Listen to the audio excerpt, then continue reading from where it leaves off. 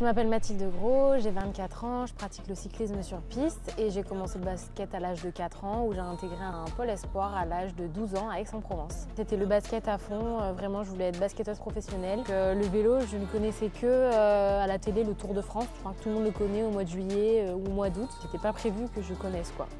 En fait, pour rigoler, je suis montée sur un watt bike et j'ai fait un sprint et mes données étaient assez impressionnantes pour mon âge et du fait que je ne faisais absolument pas de vélo. Et à partir de là, ma vie a changé et du coup, j'ai choisi le cyclisme à la fin pour intégrer septembre 2014 l'INSEP. Le but, c'était que je m'étais dit, tu as 1 an pour aimer ce sport, pour le découvrir et si à la fin de cette année, t'aimes pas ou t'as toujours peur ou ça va pas, et j'aurais arrêté et je serais retournée au basket. Au début, quand le plaisir, je le prenais que quand j'avais des médailles. Quand il n'y avait pas de médailles, des fois, en fait, c'était encore plus dur. Déjà, il faut savoir que même ma première année chez les élites, j'ai perfé. En 2019, j'ai 3e au championnat du monde chez les élites en vitesse individuelle. Puis j'avais été double championne d'Europe en keirin.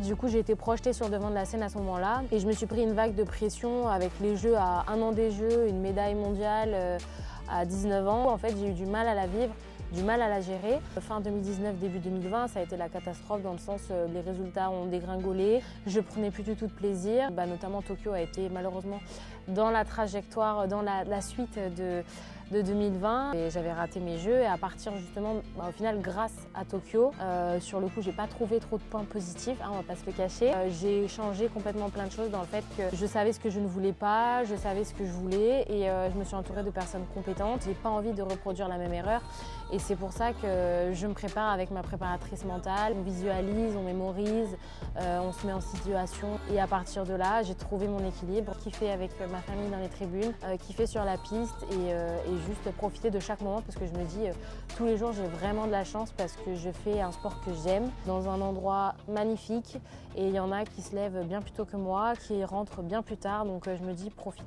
Mon entraînement préféré honnêtement c'est sur la piste, c'est là où je me sens le mieux. Si je pouvais faire de la piste tous les jours, 2 fois par jour, ça ne me dérangerait pas parce que c'est vraiment un endroit où je me sens libre et où j'ai appris aussi à aimer que je détestais au début, où je suis tombée, où j'ai souffert. C'est un peu comme une histoire d'amour avec la piste en fait. C'est depuis 9 ans et ça fera 10 ans jour pour jour l'année prochaine. Donc ouais, c'est cet endroit où je me sens le mieux en fait.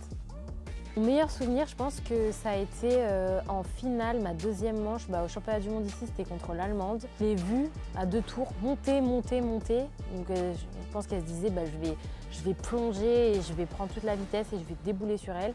Je suis partie. Du coup, ça a créé un écart mais genre énorme. Même moi, j'avais la chair de poule en pédalant. Je pédalais, bon, ça ressemble à rien, mais je pédalais avec toutes les jambes, les bras, les oreilles, tout. Et en fait, elle n'est jamais revenue pour me doubler sur la ligne. Et en fait, c'est à ce moment-là, ouais, c'est un souvenir, ce moment-là m'a marqué quoi. Et là, j'ai dit, ouais, ça y est, je l'ai fait.